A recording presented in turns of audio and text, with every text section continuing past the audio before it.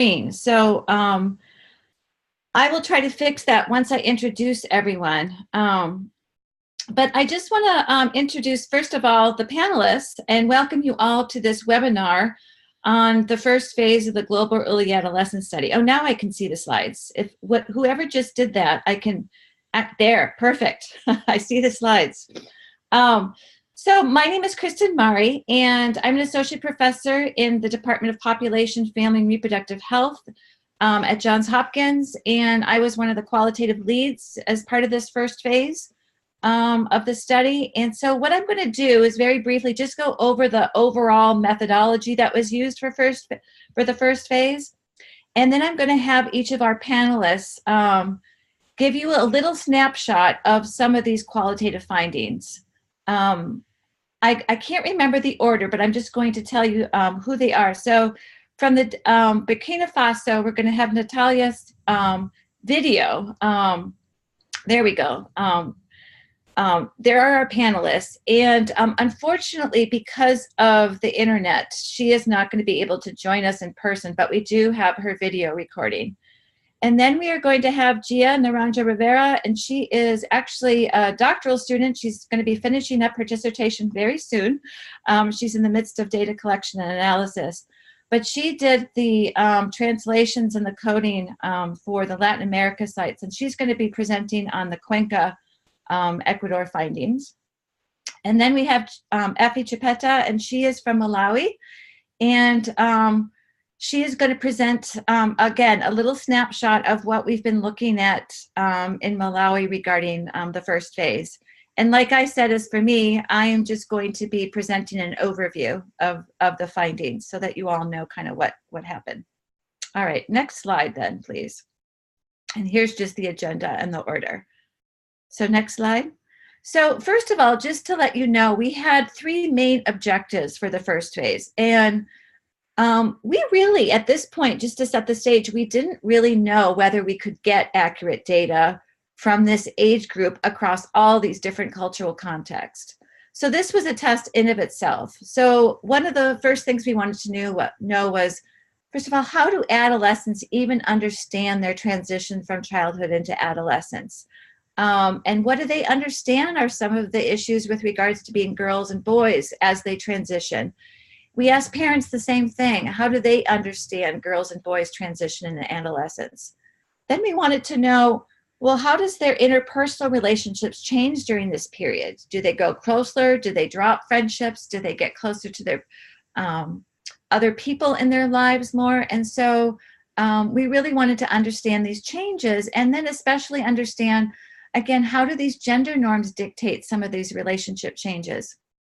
And then finally, we wanted to know, how do young adolescents even adopt and enact gendered behaviors and roles? So how do they even know what's expected of them to be boys and girls? And then we wanted to compare not only between boys and girls opinions and perceptions, but also the difference between adolescents and parents. All right, next slide, please.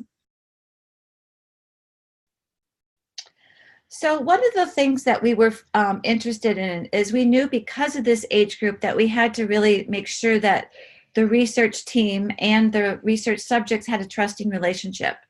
So we did 2 participatory research methodologies. One was called the timeline and the other was the Venn diagram. So the timeline, what we did was that was a small group methodology in which boys and girls were first separated, and then they were asked to draw all the important events on a timeline from when a person is born to when a person becomes an adult. And then we brought the boys and girls together and we really went over what are some of the differences that we see with regards to boys and girls as they transition. And we especially zeroed in on the adolescent phase in the timeline. And then the Venn diagram really went back to objective 2, where we asked adolescents to draw on a piece of paper the key relationships in their lives. And so the bigger the circle, the stronger the relationship was, the smaller the circle, the weaker. And then we also had them have smiley faces for the positive relationships and negative relationships, or sad faces for the negative relationships. And that really was a basis for a lot of the interview questions then around their relationships in their lives. And then we had the narrative interview. And in each of the sites, we conducted 30 in-depth interviews with the adolescents and 30 in-depth interviews among caregivers. All these interviews were recorded and transcribed, and in the sites that didn't have English, they were also translated into English. And then these were quality checked by the PIs to make sure that the translations were accurate. And Gia, as she'll be presenting soon, she was, her and another student were the ones that were actually doing the recent translations from both Latin America sites of Bolivia and Ecuador. Okay, next slide, please. Now, to make sure that each of the sites followed a standardized protocol, we did a 4-day training here in Baltimore where we brought all the researchers that were going to be involved in phase 1 together. And we really had to make sure that people knew the question guide and how to probe appropriately. So we had actually adolescent actors come in, and they pretended to be the research subjects, and they role-played different scenarios, and they really helped the interviewers get a sense of especially how to interview adolescents in this age group. And then from that, we created standardized training manuals and documents, and they were all provided to all the sites, and then they used those to conduct their own training, local trainings. And then in addition to that, we had monthly phone calls very early in the morning, even earlier than this, where we discussed some of the issues that were going on with data collection. Not all sites did this at the same time. So the sites that went first were able to give their feedback and advice to the sites that did this research a little bit later. Okay, next slide. So in most of the sites, we ended up doing a purposive sampling frame because we really wanted to make sure that we had equal numbers of boys and girls within this age group. And Ili Ifi, that was the only site that did more of a random sampling in the communities, where they looked at households and then conducted the interviews in households that had adolescents in this age group. Recruitment varied across sites. It was really up to the site PIs to decide how they were going to recruit this age group. So in some sites, they use community-based organizations. Some other sites, they use schools or even after-school programs. In Baltimore, we went through the after-school programs. And then other sites, such as Ghent, they weren't, they went through primary healthcare centers to recruit their adolescent sample. Okay, next slide, please. So in terms of data analysis, as I said, we had all of the interviews transcribed and translated, and then they were uploaded into Atlas TI, which was our main qualitative software program. We used an inductive thematic approach across the sites in which all the qualitative interviews first read the transcripts together, and this was among a core set of sites that had already conducted this analysis. And it was back and forth, a lot of iterations. I think this totally took 6 months before we finally had a core set of codes that could be shared across sites. And then obviously as more transcripts were read and more sites got on board after they had collected this data, the codes kept getting revised until we now have a final set of codes. Each site also developed their own site-specific codes that and in some cases, other sites ended up finding the same set of codes, but in each site there are unique set of codes that only pertain to the context in that site. Okay, next slide. So we knew when we were done, when each site made sure that all the data in their in Atlas TI in their file could be assigned to a code. So in that sense, we tell ourselves that saturation was achieved. And then really then the analysis, then the main analysis began when we had all the codes. And so we did trainings on how to do this, but matrices were developed so that in each site we could compare boys versus girls, adolescents versus adults. And then we also did a cross-site analysis, which was the one of the most important aspects of this study. And so a lot of these things were searching for patterns, and we color-coded a lot of things. And so that's basically how we got to where we are. Okay, next slide. And just to make sure, if anybody wants further details of this methodology, it is provided in our special supplement of the Journal of Adolescent Health, and that is on our website on the Global Early Adolescent Study. So with this, I'm going to this is from the Burkina Faso and DRC sites, and Natalia is one of the authors, and like we said, she could not be here, so Quinn is going to play her video presentation, and hopefully all of you can hear that. So Quinn, I'll let you go ahead, and I will mute me.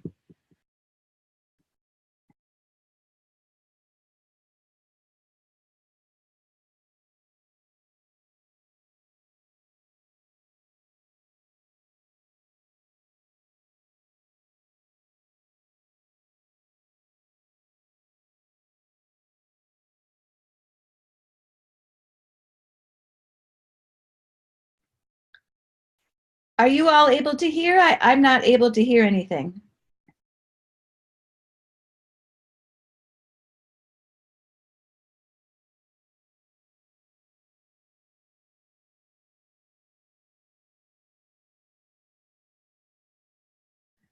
I don't think we can hear anybody. So Quinn, maybe I will just go ahead and just basically do these findings myself, if that's okay, because I don't think we can hear the recording at all.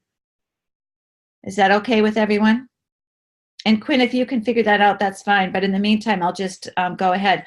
So we did have the Francophone sites do kind of a cross-site comparison. And so both of these sites, as you can see, are pretty urban, but especially Kinshasa. I think that's one of the biggest cities in our study.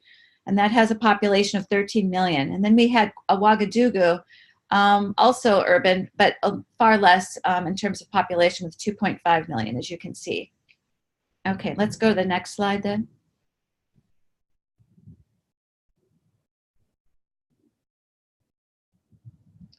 Okay, in terms of recruitment, they primarily worked, they recruited both adolescents and parents, working with community-based researchers that live close to the sites. They were selected from household lists, and they did a purposive sampling, as I discussed. But they also, in addition to sex and age, they also wanted to make sure that they had variation with ethnicity, education level, and household SES. Okay, next slide. So here you can see just the numbers in terms of the sample for each of the sites. You can see, especially just to point out, it was very difficult. And in Kinshasa didn't even really try because they knew they weren't going to get the male caregivers. But just to point out that when you're hearing the perceptions about the parents, very few are going to be among fathers. It's primarily among mother, or in some sites, it was actually grandmothers as well. But equal numbers of both male and female adolescents. Okay, so one of the things that this site really wanted to look at was just how different the changes were between when parents were adolescents and when their children, who are adolescents, are growing up now. And so there were three main themes that they wanted to bring up. And that was, first of all, both of these sites had great rise in urbanization. And also they had increases in both sites for the adolescents in terms of access to education. And then parents really brought up this, this issue of having their kids having increased access to new communication technologies. And this was primarily in the form of smartphones and having internet access. So with these three different types of kind of societal changes, there were risks and there were new opportunities and challenges. So both positive and negatives, adolescents, or the parents actually discussed. And so if we go to the next change, I can kind of go through some of these both opportunities and challenges. So first of all, they did find that with these issues, there became greater opportunities for their children than what they had. So they had much more freedom and autonomy to choose. And here's just an example from a mother in Ouagadougou who talked about this. So she said, in our time, children did not have the freedom to go out like they do now. When a boy left the house, it was only to go look for straw and wood. He did not have the freedom to do what he wanted, like children today. Okay, next slide. Oops. And then next slide from here. There we go. And so just to give you another perspective too, For both boys and girls, and this was especially true in Ouagadougou, is that these changes really related to gender norms. So they felt like this freedom and autonomy gave them a greater opportunity to choose who their marriage partner was, and also to reject female genital mutilization, which did happen to a lot of these parents when they were young, and they didn't have this choice. So here's just another example. In our time, they treated us harshly. They strengthened us by circumcising us. But today, girls are lucky to not be circumcised because this practice is forbidden now. They have the ability to choose their own partners. In contrast, in our time, girls had forced marriages. So again, really pointing out that for some of these issues, it was a great positive change that they found. Okay, next slide, please.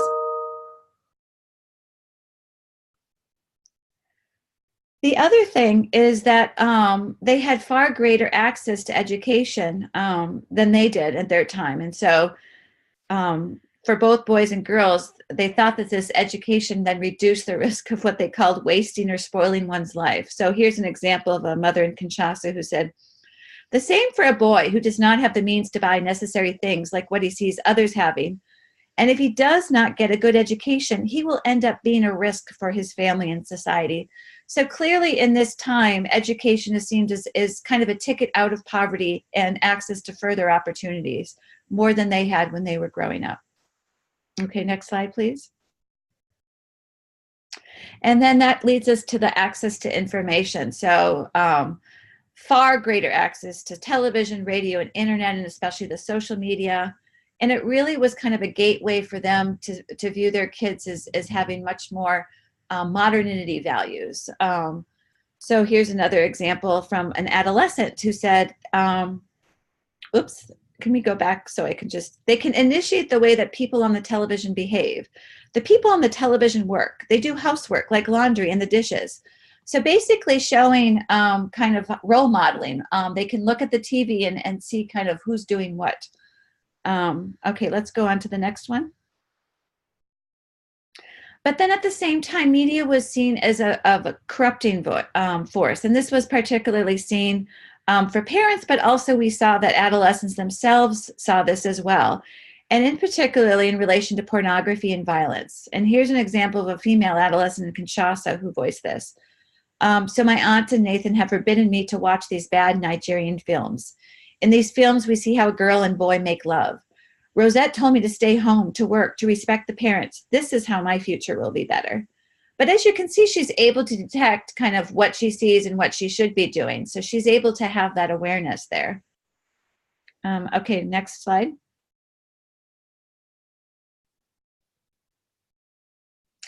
And then not all this autonomy and freedom also provided adolescents with opportunities. So there were risks. And so parents in particular, and with regards to girls, were much more concerned about this increased autonomy and freedom, about giving way to violence and unintended pregnancy, because they thought that they had lost that type of supervision that they had, especially when they were growing up.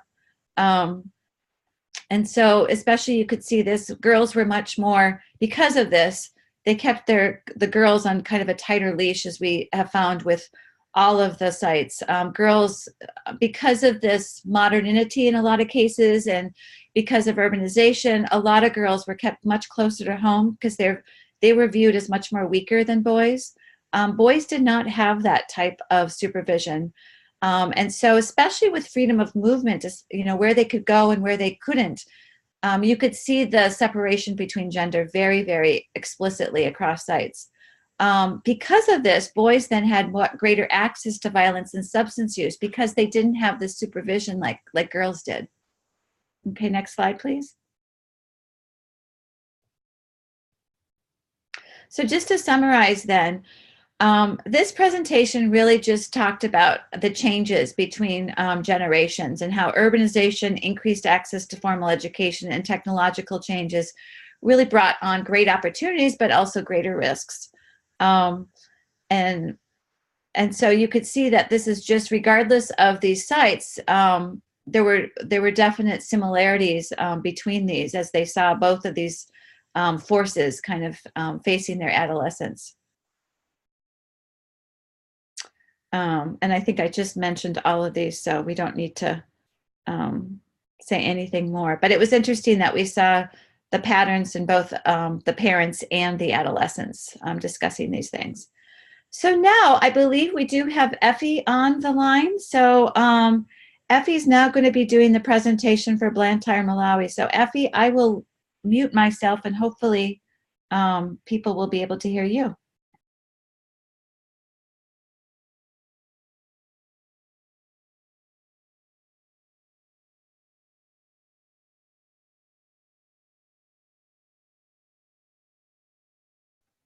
Effie, are you there? I can't hear you. I don't know if anybody else can hear, but if please indicate. Okay. Great, I can hear you now. All right, okay. Yeah. I'll be presenting our findings on reasons for sexual activity among early adolescents in Blantyre, Malawi. Yeah. So I think as Christine has explained, this study was done in Blantyre in Malawi, and we looked at the very young adolescents, and the recruitment was done in schools. Yeah. So we did a qualitative analysis to explore drivers for early sexual activity among early adolescents in Blantyre. Next slide, please. So this is Blantyre, and it's a commercial capital of Malawi. We have a population of about 1 million people.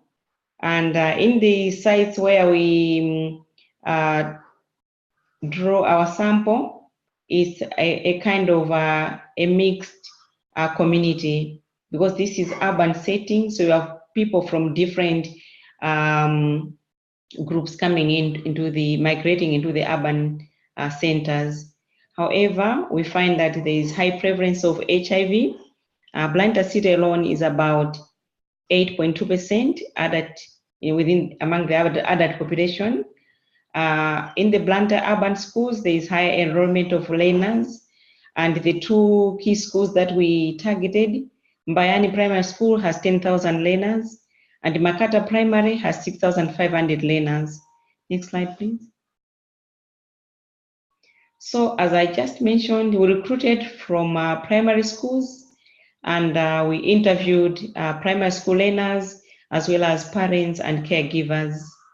But for the purposes of this presentation, analysis was done from transcripts that were informative, and these included 4 fathers, 4 mothers, 5 boys interviews, and 8 girls interviews. Next slide, please. So data was collected using youth-centered methodologies. We did individual narrative interviews, both with adolescents and their parents. We did vignette stories, giving chance to the adolescents to give us their life stories in the third person. But also we did community mapping, so the adolescents could map their community resources. Next slide, please. So the key findings are basically that emerged from the analysis on the key drivers for sex in the early adolescence were 3. One was receipt of financial support or gifts. There were also issues of peer pressure, especially among girls, but also the influence of initiation ceremonies. These initiation ceremonies commonly happen in Malawi, especially in the southern region where we did this study. And these are like a passage of rite to signify that the boys and girls now have transitioned from childhood into adulthood. Yeah. Next slide, please.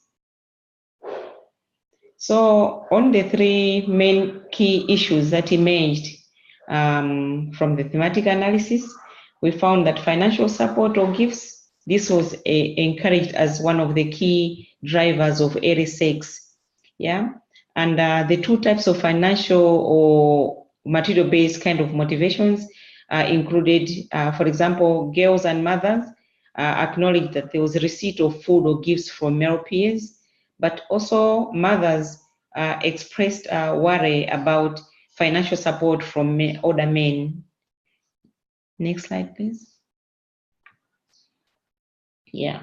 So on receipt of food or gifts from male peers, this was associated with girls being of higher social status, and I think it was commonly mentioned as a source of peer pressure between girls. So anybody who was able to get these kind of gifts from male peers, within the social network, they seemed to be of higher social status. And this is just one of the notable quotes from one female adolescent aged 14.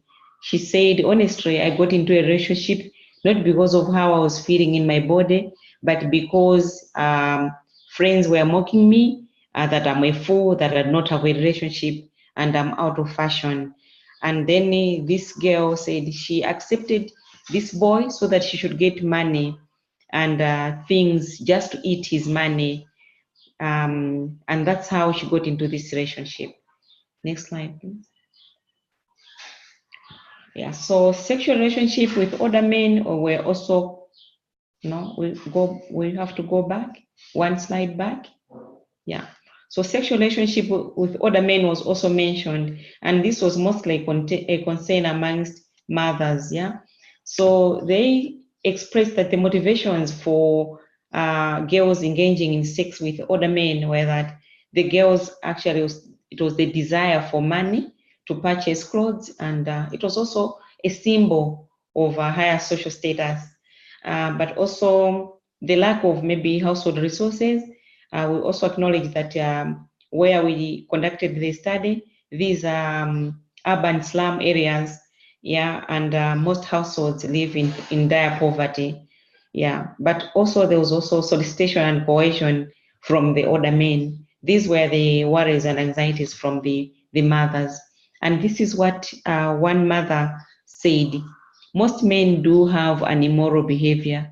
They give the child money for break time at school, and later this old man is getting to the girl, and these older men end up taking advantage of the little girls because these girls are coming from poor households, so they take advantage of them once they give money, and then they entice them into having sex with them.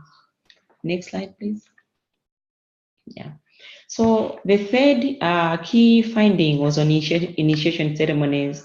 Yeah. So these initiation ceremonies were looked at as bad, as a source of bad behavior, mainly because immediately after the initiation rites, it was like a ground for encouraging girls and boys to begin engaging actively in sex. So after the initiation, once the girls and boys are now inducted into being, now you have become, you're transitioned from being children into, you are now adults, then the first thing is that you have to engage in sex. So this is what one of the adolescent males said: for me, it is not important. People regard you as if you are a grown-up person. Like me, I was told I am now a big person. We are told to have sex with girls because they are regarded now that they have grown. So they can do what adults do, and that's having sex between a man and a woman. So this is one of the adolescents' insights. Next slide, please. Same on the initiation ceremonies. Sex was described as part of the ritual of initiation ceremony. So mostly initiation ceremonies, they are looked at as a way of giving out messages to girls and boys on how to behave as adults. But it also is a ritual that promotes early sexual initiation for the boys and girls that have gone through this rite of passage. So when the boys are initiated, they are brought a girl to have sex, because they are also taught during initiation rites that if you don't have sex, if you don't find a girl or a boy to have sex with, then you'll be having a certain type of disease. So they are brought a girl or a boy to have sex with so that they can be okay and they will not be suffering from that disease. So basically, those are the insights from a mother of a male adolescent. Next, please. So in conclusion, basically we see that sexual activity among early adolescents appears to be motivated primarily by external factors. And these external factors are peer pressure. There is also evidence of warrants or evidence of transactional sex, where gifts are being given, to girls, It's not clear whether mothers' accounts of relationship with older men are real or they are rooted into mothers' feelings of anxiety or fears that girls are also engaged in sex with older men. But it is clear that girls and boys are engaging into sex with peers. So the issue of initiation rites, the initiation ceremonies also is a significant driver of sex among boys, because as they go through this rite of passage, the messages they get is that they should indulge in sexual activities. So this analysis highlights the benefit of triangulating both adolescent and parent perspectives so that we can have a more clear understanding of the factors that would drive early sex between boys and girls.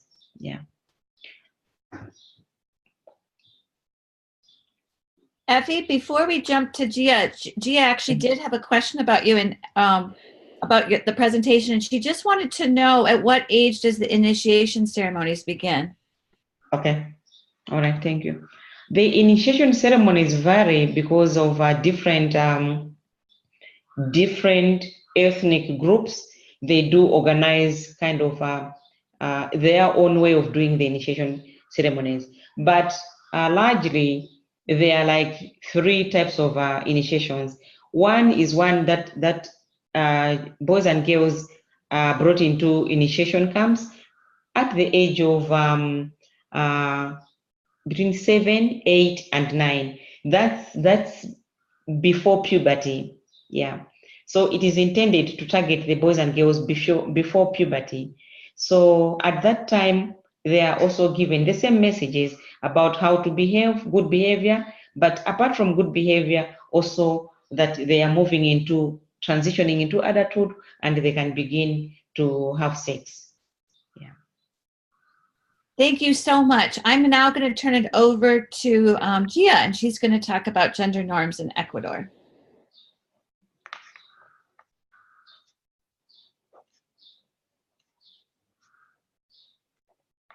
Hi, everyone. Can you all hear me? I can hear you. Yep. Okay, great. Hi, good morning. So my name is Gia, and I conducted the analysis of the data in Ecuador with Norma Ferraro and some input from Mati Herrera and Kristen. So we'll just go through some of the findings here. The site that we looked at was Cuenca, Ecuador. And just to give you a brief background, this is a city in the Andes Mountains highlands. So it's very, very high up in a mountainous area. And they're undergoing a transition from rural to urban right now, similar to what we have heard at some of the other sites, though perhaps not as rapid as, say, the urbanization in Malawi. The sample consisted of 62 in-depth interviews, with approximately half being adolescents and half being parents. We do see here that the representation of mothers was higher than fathers, and boys and girls were about even, with boys slightly overrepresented. Okay. So the big picture of our findings includes we found a lot of, overall, there's a framing and social conditioning of gender norms that disadvantage girls. And we saw this in numerous ways. There's sexual shaming and blaming of girls, double standards held for girls versus boys, more limited expectations about educational attainment and professional achievement, as well as lacking overall support from family and community for robust self-development and thriving of girls. And then we also saw concomitantly that boys are being pressured into masculine roles and behaviors that often constitute risk factors for gender inequality and even gender-based violence, as we know from these areas of study. So things like meanness and aggression being expected, pressure to take on manly risks and assert a certain type of masculinity, increased encouragement to use substances and also to dominate and take on positions of power and control. And thankfully, we see that some norms are changing, being somewhat facilitated by modernization, and that leading to shifts in values, but there's still this troubling dynamic. Okay, next slide, please. So without going into all of the details here, it is helpful to look at what is being said about girls, and then we'll look at what is being said about boys by parents, girls, and boys. And what we did see is a consistency of some of the beliefs and related behaviors when it comes to gender norms. So around girls, parents are, people would say they're delicate, and if you look across, they're quiet, they behave well. If you look across toward what girls and boys say, they're quiet and passive. Things like they mature faster, they ask for sex and attention. It's up to, we hop over to boys, it's up to girls to get respect for themselves. Girls are criticized for not conforming to gender norms. And so they're largely expected to, stay in the realm of housework, be responsible, be well behaved, and keep their sexuality in check. Okay, next slide, please.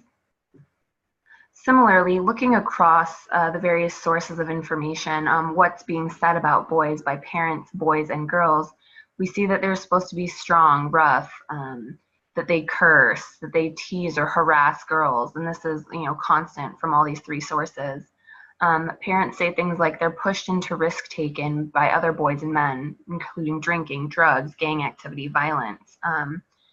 And interestingly, from boys, they say they're taught to behave well, but simultaneously are pushed to prove masculinity by taking on risky behaviors. We see, girls say things like the street is the domain for boys, and they get away with not doing housework and things of this nature.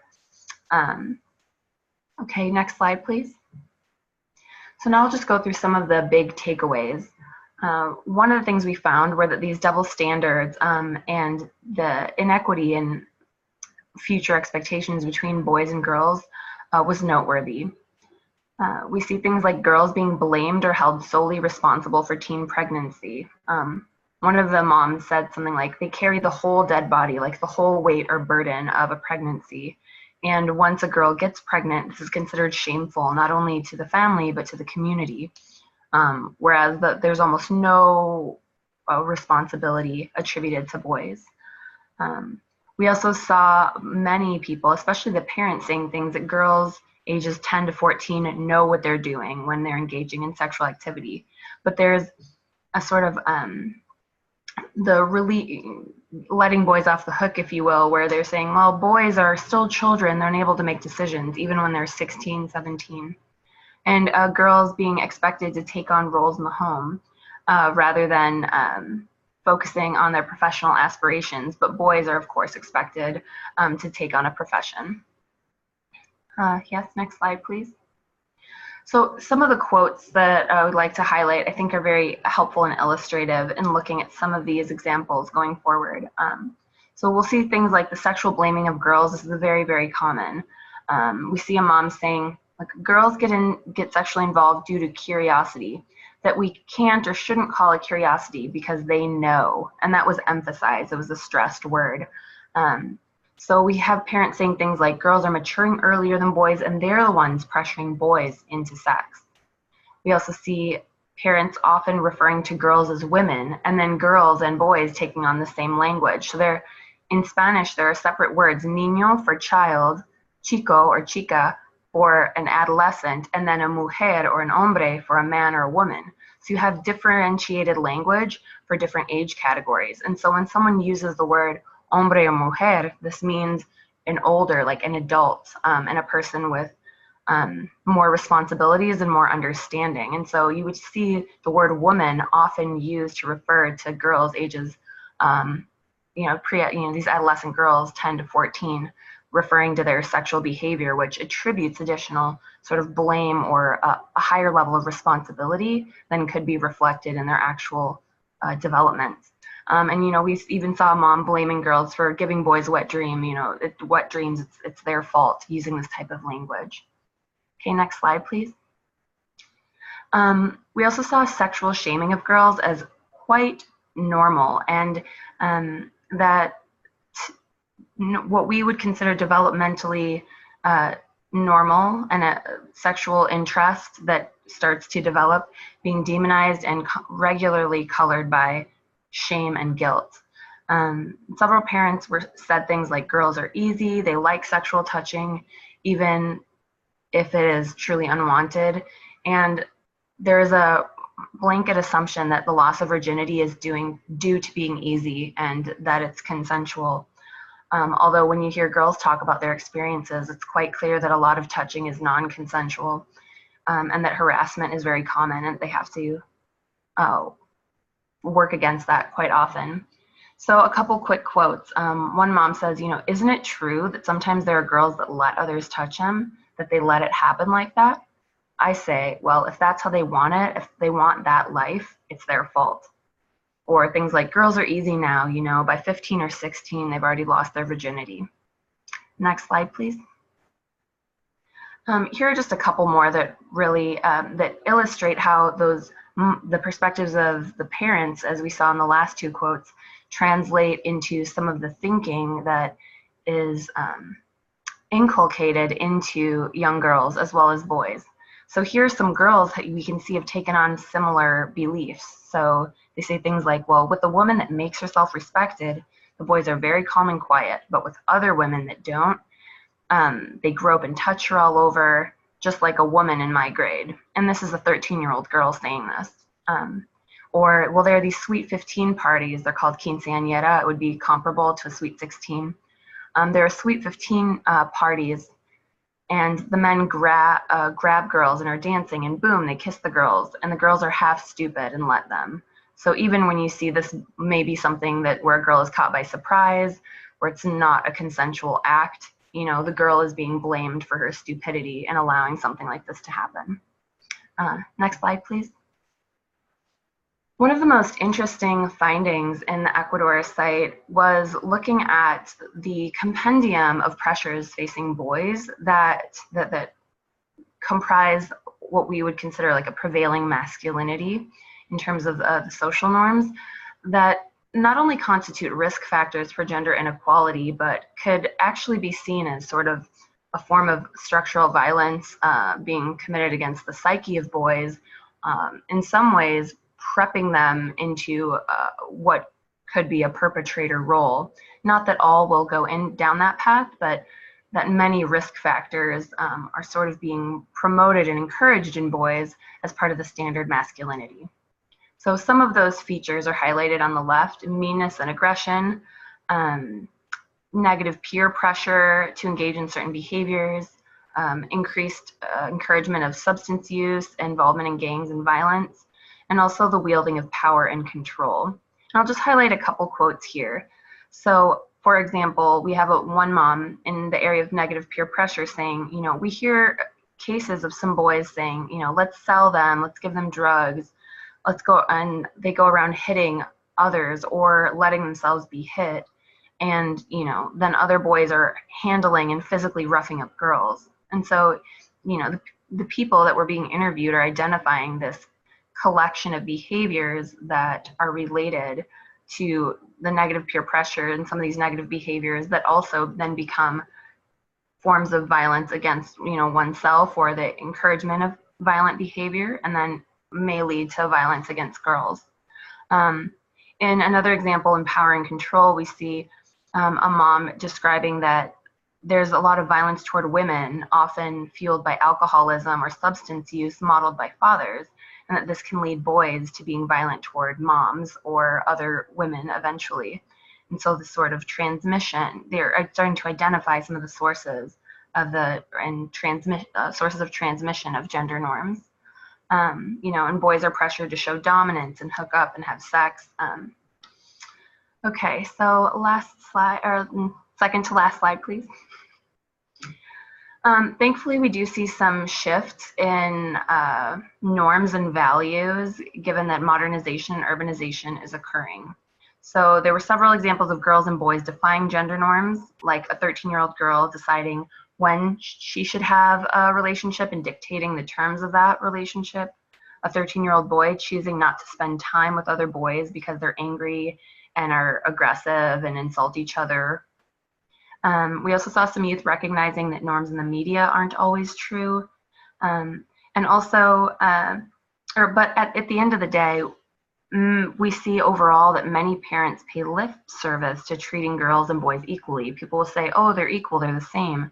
But in terms of their beliefs and behaviors, the differences become quite apparent, and it's clear that girls are quite disadvantaged in terms of the shaming and blaming for sexual activity in teen pregnancy, and some of the double standards and lower expectations for girls around profession and academic achievement.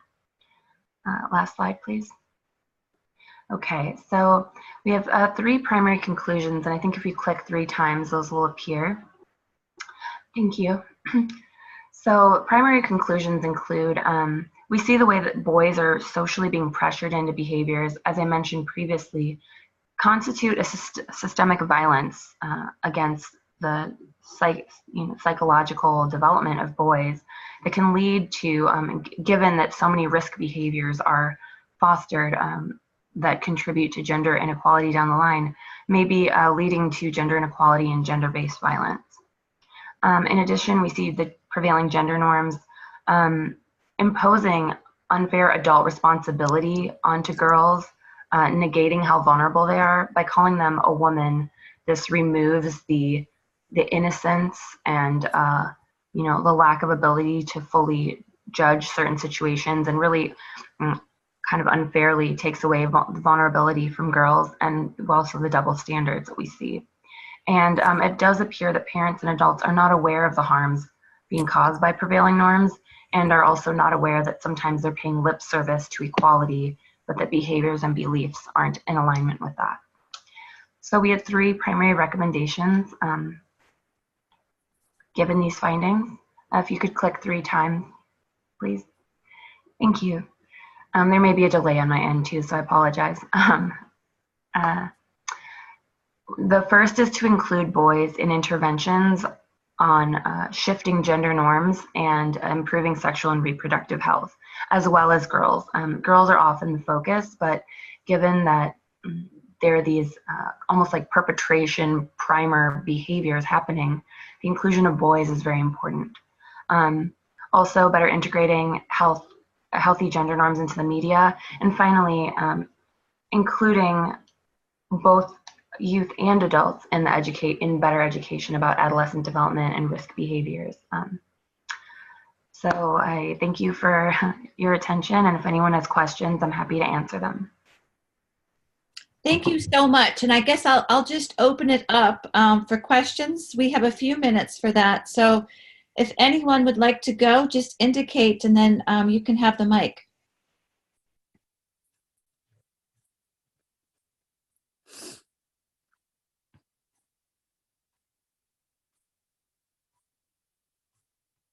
I have a question, if that's okay.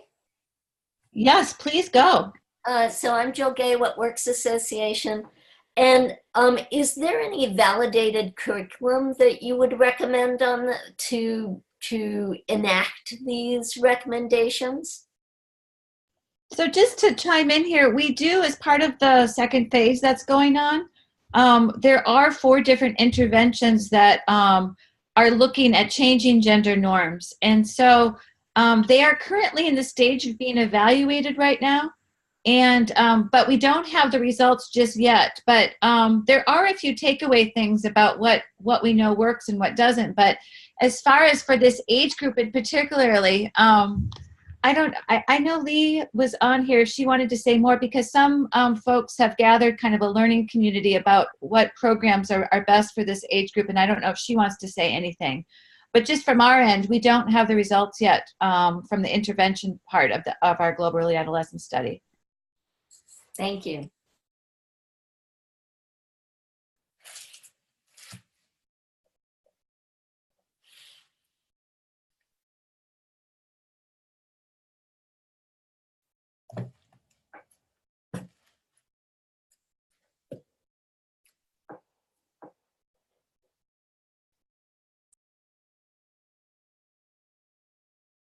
Are there any other questions from anybody? If so, there is a little indication that says raise hand, but you're just welcome to just unmute the microphone as well.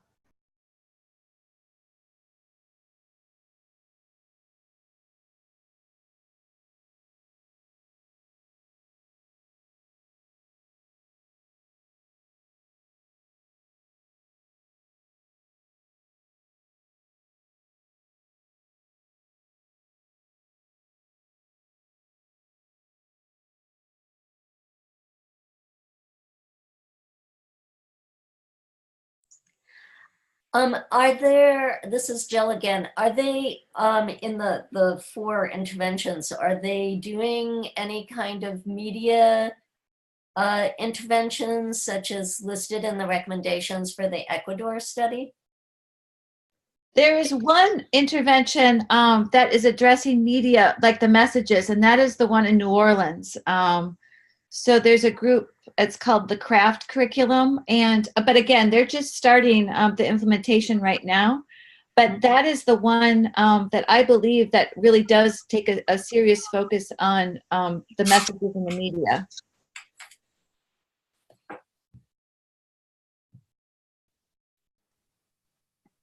And sorry to keep belaboring this point, but are there interventions with schools and starting at what age? So most of the interventions in our study are school-based. In fact, they all are. There's one site in the DRC that has included a out-of-school group as well, but everybody else is targeting adolescents in schools, and they start at basically the age that we're talking about. Okay. So. Mm-hmm.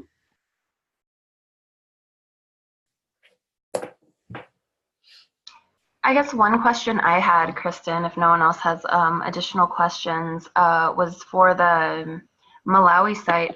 I was interested sort of what the thinking is behind shifting, are there strategies that are, being considered both to address the issue of transactional sex where, there's really major drivers include, there's peer pressure, but there's also at the end of the day, financial maybe need and poverty driving some of this decision making, and then also, what are some of the thoughts to change or shifting some of the patterns around the initiation ceremonies? I mean, they both seem like sort of complex, broader level, drivers of some of these concerning patterns. Okay.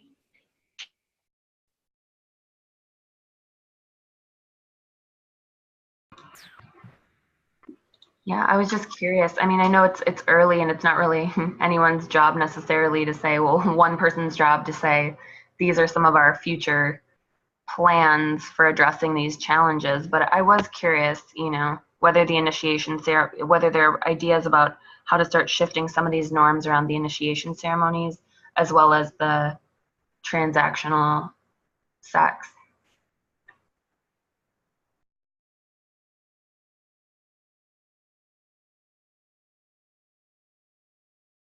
Effie, can you hear that? Are you able to speak? Sorry. All right, okay.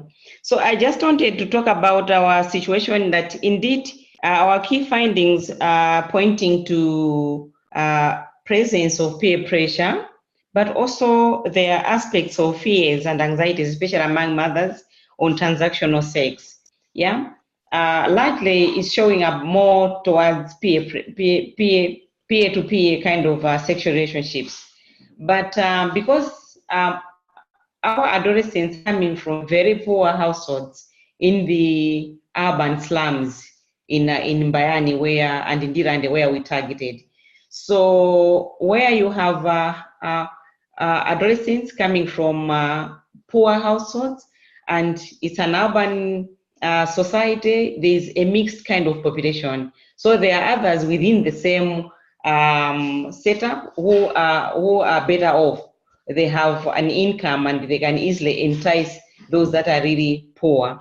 So we've also been working with Promundo to look at developing we have developed a manual to run an intervention that would basically be targeting boys and girls in schools, but it's about talking about issues of gender, issues of about understanding the gender and understanding issues of empowerment, but also interactions between boys and girls.